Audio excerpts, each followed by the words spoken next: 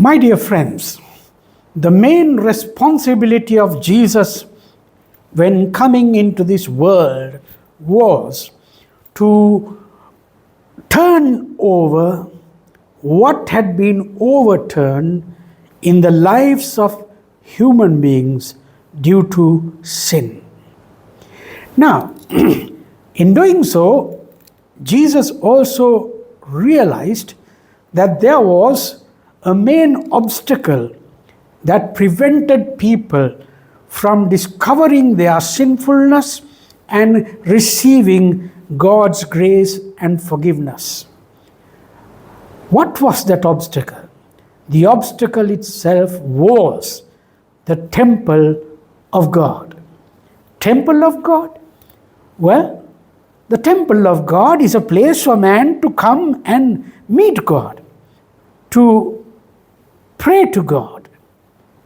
But in the days of Jesus, when he went to Jerusalem, a few days before his death on the cross, he walked in and discovered that this temple of God, which should be a house of prayer, had been turned over to a den of thieves. Den of thieves.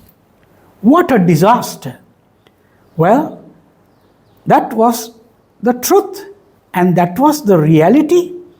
But unfortunately, there was no one available in that community to pinpoint, to challenge the religious hierarchy that what is happening in the temple of God is not right and not acceptable to God.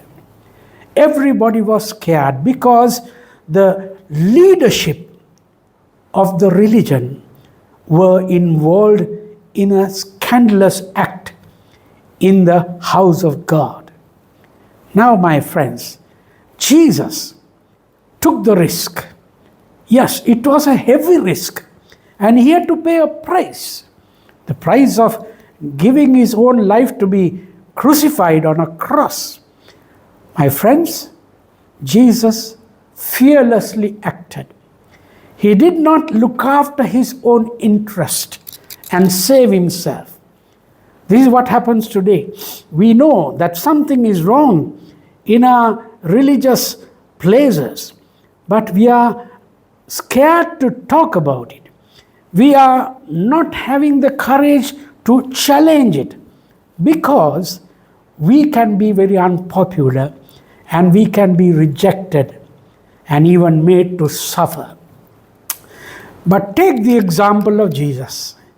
If he did not cleanse that temple, the house of God, which should be a house of prayer, then there was no hope for man to be reconciled to God. There was no place for man to come and worship God. There was no opportunity for the human being to realize the love and the grace of God, because all what they could see around the temple of God and within the temple of God was very scandalous, and corruption was reigning in that place. My friends, during this Holy Week, just think about the places that we know, that we have discovered, where there is corruption, where there is scandalous work going on in the name of God, in the very places that are set up for people of God to come and meet him. This is a very sad state, but this is the reality in most of the places of religion. So, take the inspiration from Jesus. You and I cannot be Jesus, but we can be his representatives. And it is our responsibility not to remain silent, but to speak up in God's name. Because if we don't speak up, the house of prayer will always be a den of thieves, which prevents the sinner from coming to God.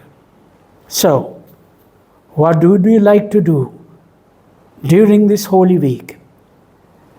Take the example of Jesus and pray that He will equip you to stand up in His name.